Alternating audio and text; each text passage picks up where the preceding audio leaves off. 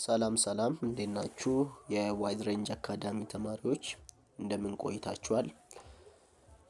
በዛሬው የትምህርት ክፍላችን የባዮሎጂ ትምህርት የግሬድ 11 ዩኒት 1ን እናያለን። ያው በሰፊው ትማሩበታላችሁ ብዬ ተስፋ አደርጋለሁ። ለቻናላችን አዲስ የሆናችሁ ተማሪዎች ሰብስክራይብ እንድታደርጉ እንጠይቃለን። አመሰግናለሁ። ቪዲዮውን እንጀምራለን። ያው በባዮሎጂ የግሬድ 11 በአጠቃላይ 6 ዩኒቶች እንዳሉት ይታወቃል። ያው ከነዚህ ውስጥ እያንዳንዱን ፓርት እየተከታተልን በሰፊው እንጨርሳለን። ዛሬ የባዮሎጂ ግሬድ 11 ዩኒት 1 ፓርት 1ን እንቀጥላለን። ምንድነው ፓርት 1 የሚለው? ዩኒት 1 ባዮሎጂ ኤንድ ቴክኖሎጂ። እዚህ ጋር ባዮሎጂ ኤንድ ቴክኖሎጂ ምን ሊለን ፈልጎ ነው? እዚህ ጋር የተገለጹ ሀሳቦች አሉ። እነዚህ ምንድን ናቸው?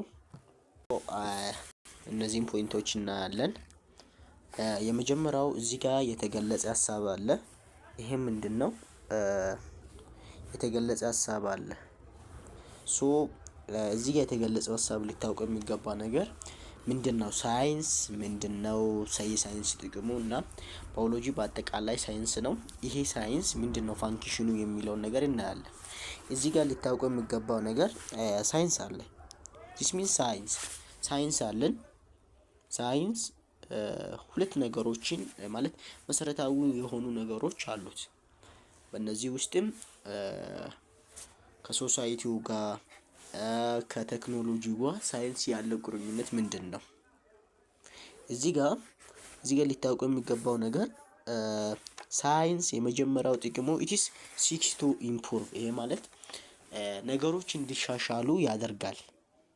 ስለዚህ ይሄ ነገሮች እንዲሻሻሉ የሚያደርጉት እዚህ ጋር መሰረታዊ ኮንሰፕት ምንድነው?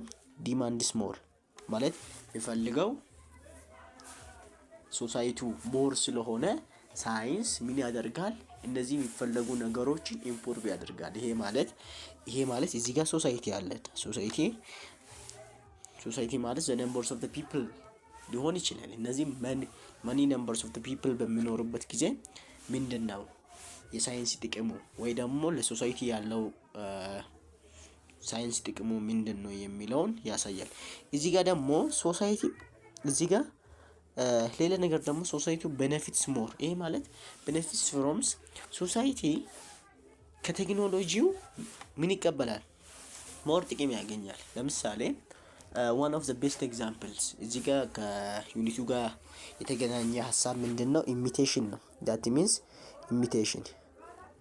ኢሚቴሽን የሚለው ፖይንት አለ። ይሄ ማለት ኢሚቴሽን ማለት አንድ ሰው ኔቸርን ቤዝድ አድርጎ ቴክኖሎጂ መፍጠር ነው። እዚህ ጋር ልናውቀው የሚገባ ነገር ሶሳይቲው ቴክኖሎጂን በሚፈጥርበት ጊዜ ቴክኖሎጂ ደግሞ ምንድነው ሞር ቤኔፊት ያገኛል። ከቴክኖሎጂው እዚህ ጋር ደግሞ ቴክኖሎጂው ምንድነው የመጀመሪያው ጥቅሙ?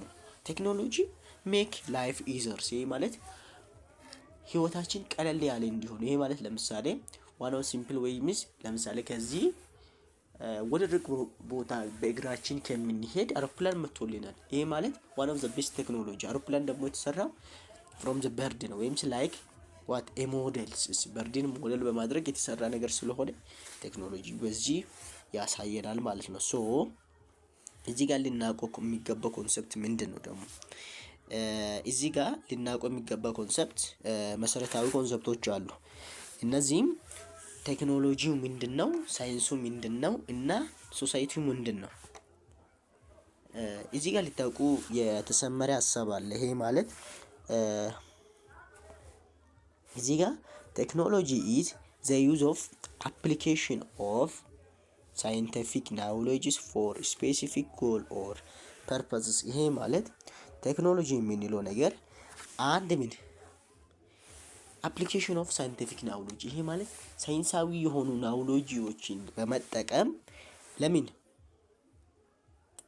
ፎር ስፔሲፊክ ጎል ወይም ደግሞ ለታለመለት አላማ የምንሰራው ነገር ነው ማለት ነው። ይሄ this means technologies. The technology is important. This technology means the use of application of now scientific knowledges for specific goal or purposes. እነዚህ መሰረታዊ የሆኑ ነገሮች ናቸው። ሞር ስለ እነዚህ ነገሮች ማወቅ አስፈላጊ ነው ማለት ነው። ሶ ወዴት እንሄዳለን? ሌላ ኮንሰፕት አለን ደግሞ እዚህ ጋር ልናውቀው የሚገባ ኮንሰፕት አለን። ሞር በዩኒቱ መጨረሻ ላይ ደግሞ ልናውቀው የሚገባ ነገር አፍተር ኮምፕሊሽን ኦፍ ዚስ ዩኒት እዚህ ጋር ቤዚካሊ ልናውቃቸው የሚገቡ ፖይንቶች አሉ። እነዚህም ምንድን ናቸው? እዚህ ጋር ለምሳሌ አፍተር ዩኒት ኦፍ ኮምፕሊሽን ኦፍ ዚስ ዩኒትስ ስቱደንት ዊል አብል ቱ አዳፕት ቴክኖሎጂ ፍሮም ኔቸርስ ወይም እንዴት ቴክኖሎጂዎች ከኔቸር ተሰሩ የሚለው ነገር ማወቅ። ሁለተኛ ኢሉስትሬት ዘ ኢምፓክት ኦፍ ባዮሎጂ ኤንድ ቴክኖሎጂስ ኦን ሶሳይቲ ኤንድ ዘ ናቹራል ወርልድ። ይሄ ማለት ባዮሎጂ ምንድነው? ባዮሎጂ እና ቴክኖሎጂ በአንድ ሶሳይቲስ ወይም ደግሞ በዓለም አቀፍ ደረጃ ምን ያህል ኢምፓክት እንዳለው የምንገልጽበት ነው ይሄ ዩኒት። ሞር እዚህ ጋር ሊታወቀው የሚገባ ነገር። ሁለተኛ ደግሞ ኢንዲኬት